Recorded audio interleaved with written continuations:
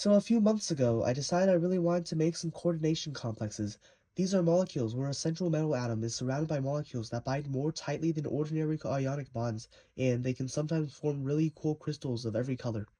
The complex that I'll be focusing on today is called sodium ferrioxalate, which forms green crystals and is made from the following reaction map starting with ferric chloride. Now, the question is, how do I make ferric chloride? Well, as Tom from Explosions and Fire would say, I think it's time to shamelessly plagiarise, but in a formally accepted manner. That's right, it's the literature review time. By literature, I mean other YouTube videos. We're not going into the actual literature, ew, science. the procedure which I'll follow today is from cranial construction, so be sure to watch this video where it explains all the technical stuff. So first, I pour in 200 ml of concentrated hydrochloric acid and 20 grams of steel wool, then squish it down with a stir rod.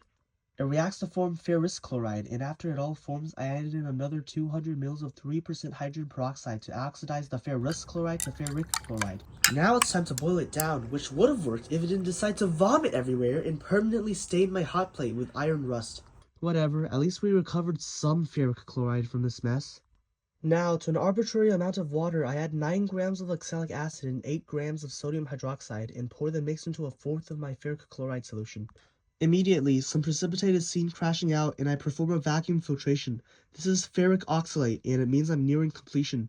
Interestingly, the ferric oxalate was magnetic and it acted like a ferrofluid and stuck to my magnetic stir bar. After washing the ferric oxalate off of my filter paper, I'm now ready to turn this brown sludge into green crystals, and I prepare a solution of sodium oxalate by mixing 4.5 grams of oxalic acid with 4 grams of sodium hydroxide. Unfortunately, I mixed them together in the whey paper to save some time, and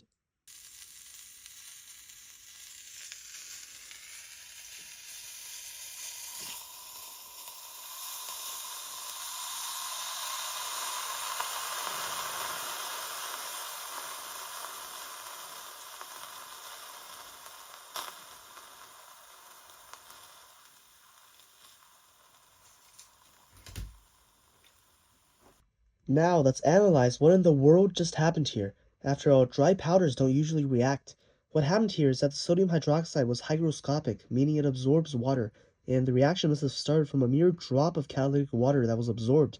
From there, the reaction produced more water, making the steam seen, and driving the rest of the powders to react.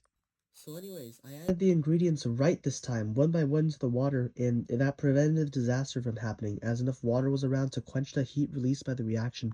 Now, I added my brown sludge while on a call with my friend Real Science.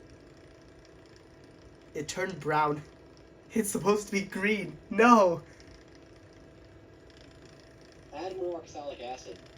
I then spent the next 10 minutes trying to turn the solution green, but nope, it was always this nasty sulfurous yellow.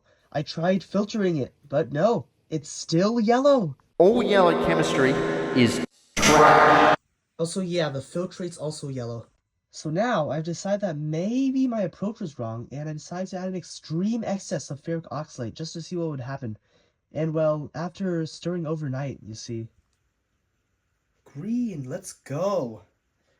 Well, we have green solution now.